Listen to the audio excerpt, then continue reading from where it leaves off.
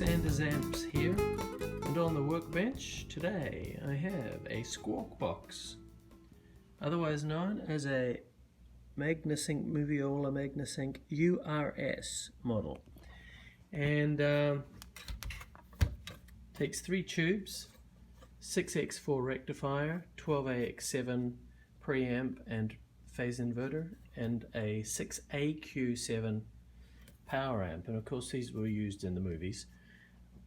I think they're like an editing box that they used, but people like them because they can convert them into nice little guitar amps.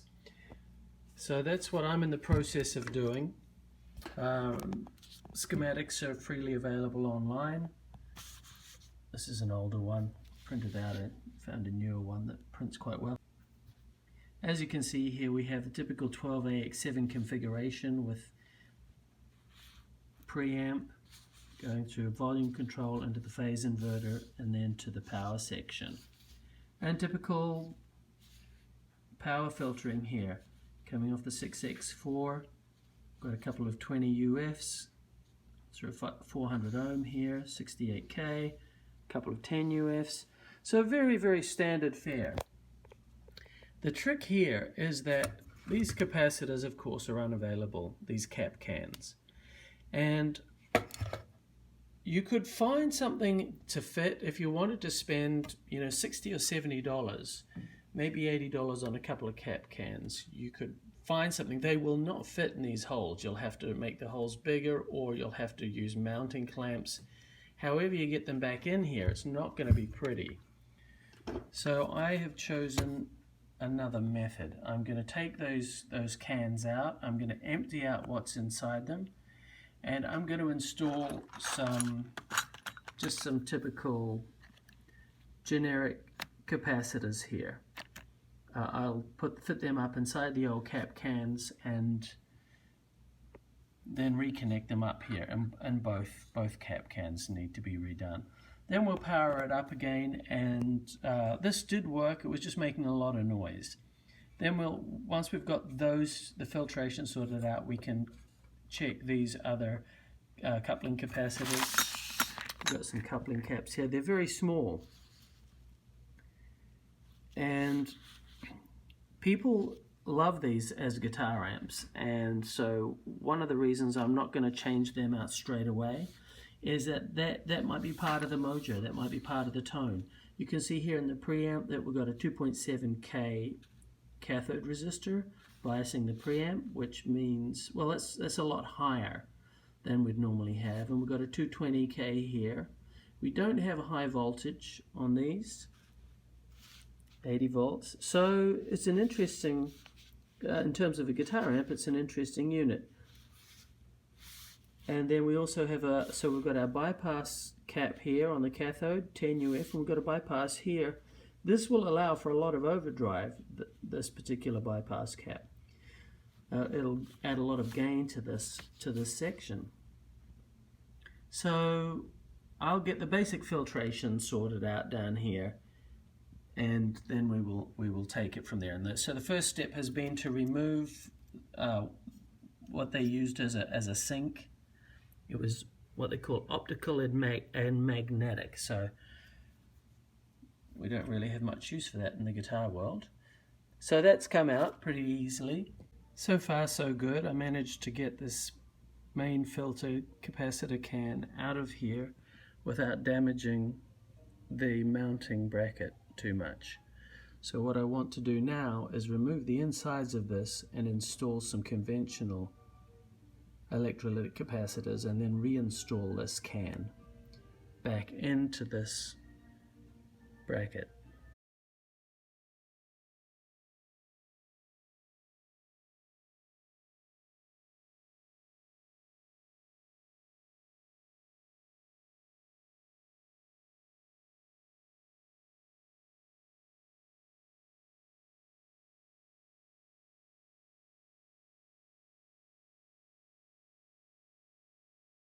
Okay, so I put in some silicone to make those capacitors stick inside the can.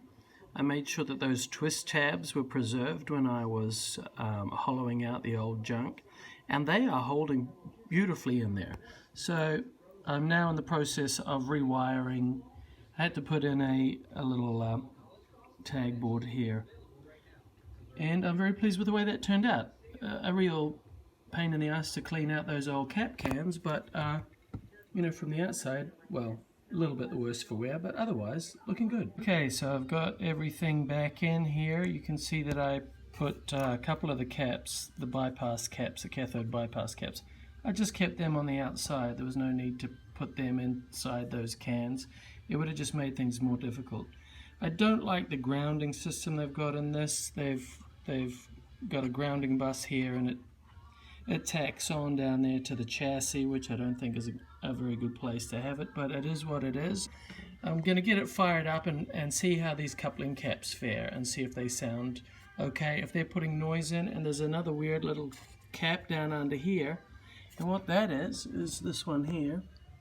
And if that gives me problems, then I'll have to replace them too. But I thought we'd keep them in now just to see how it sounds. So at the moment I'm installing the power cable, and then we'll fire her up.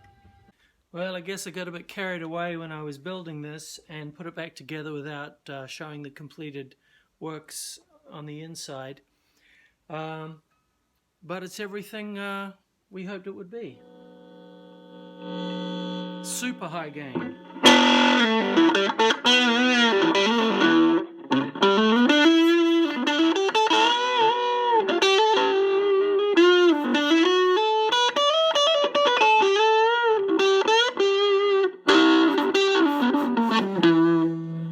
Now I'll turn it all the way up.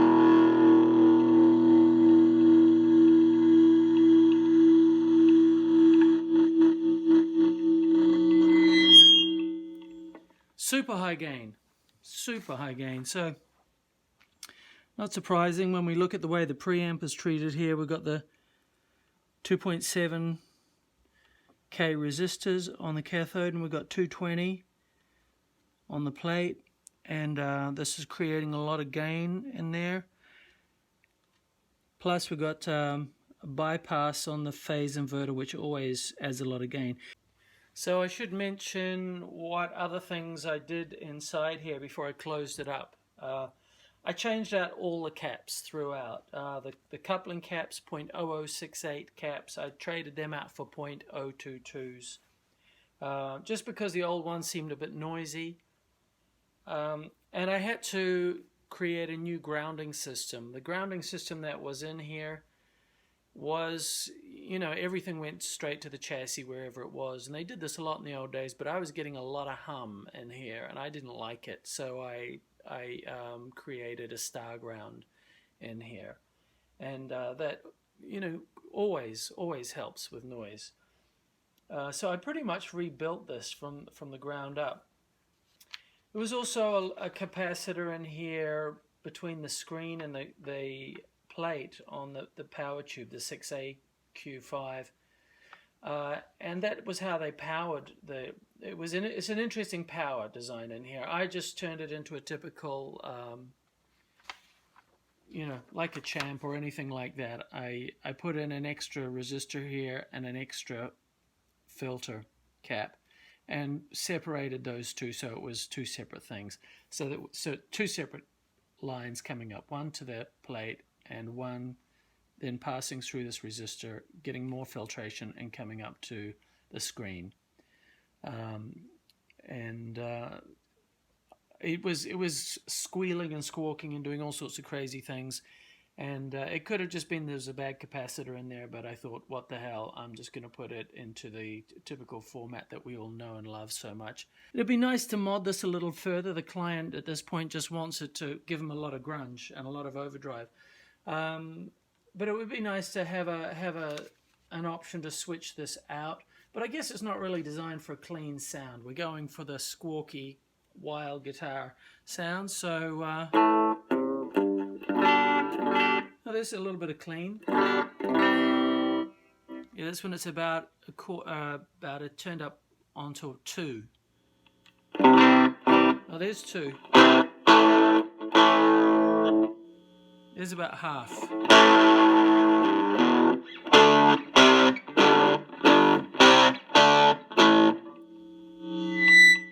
So you've got to have good preamp tubes in this because it starts to feedback pretty quickly, and if the tube is harmonic, it'll start singing all by itself.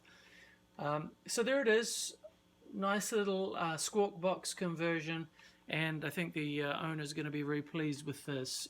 He wants balls to the wall, and that's what he'll get. This is Sanders Amps saying thanks for watching and have a great day. Bye for now.